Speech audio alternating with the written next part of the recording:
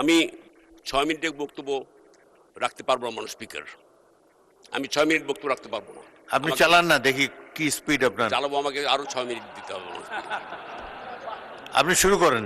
পরবর্তী বক্তা জনাব গোলাম মোহাম্মদ সিরাজ, বগুড়া 5। আপনার সময় 6 মিনিট।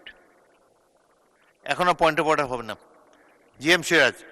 আমি 6 মিনিটের বক্তব্য রাখতে পারবো না মাননীয় স্পিকার। আমি 6 মিনিট বক্তব্য রাখতে পারবো না। আপনি চালান না, দেখি কি স্পিড আপনার। চালাবো, আমাকে আরো 6 মিনিট দিতে হবে মাননীয় স্পিকার। আপনি শুরু করেন। ঠিক আছে মাননীয় স্পিকার, আপনাকে ধন্যবাদ। বিসমিল্লাহির রহমানির রহিম। রাষ্ট্রপতির ভাষণের উপরে বক্তব্যের পালা আমার। রাষ্ট্রপতিকে নৈতিকভাবে ধন্যবাদ দেবার ভাষার শব্দ আমি খুঁজে পাচ্ছি না। একটা শব্দ পাই, সেটা হলো ভাগ্যবান। যিনি ফ্যাসিস্ট আমল পার করেছেন, ইন্টারিম সরকার পার করেছেন, গণতান্ত্রিক সরকারে চলছে, কাজে অসম্ভব একটা ভাগ্যবান ব্যক্তি আমাদের বর্তমান রাষ্ট্রপতি। মাননীয় স্পিকার, তার ভাষণের কিছু অংশের জন্য আমি অত্যন্ত আনন্দ চিত্তে কিছু তার বক্তব্য ভালো লেগেছে। 17 বছরের ফ্যাসিবাদী শাসনকে স্বীকৃতি দিয়েছেন তিনি। তার বক্তব্যে হাসিনার ফ্যাসিবাদী শাসনের ফলে গুম, খুন, বিচার বহির্ভূত হত্যা, মানুষের উপর অত্যাচারের স্বীকৃতি তার ভাষণে আছে। মাননীয় স্পিকার, 24-এর গণজাগরণে গণঅভ্যুত্থানের শহীদ আহতদের প্রতি কৃতজ্ঞতা স্বীকার করেছেন। মাননীয় স্পিকার, শহীদ প্রেসিডেন্ট জিয়াউর রহমান এবং নেত্রী বেগম খালেদা জিয়ার তিনি তার অবদানকে স্বীকার করেছেন, তিনি শ্রদ্ধার সাথে স্মরণ করেছেন।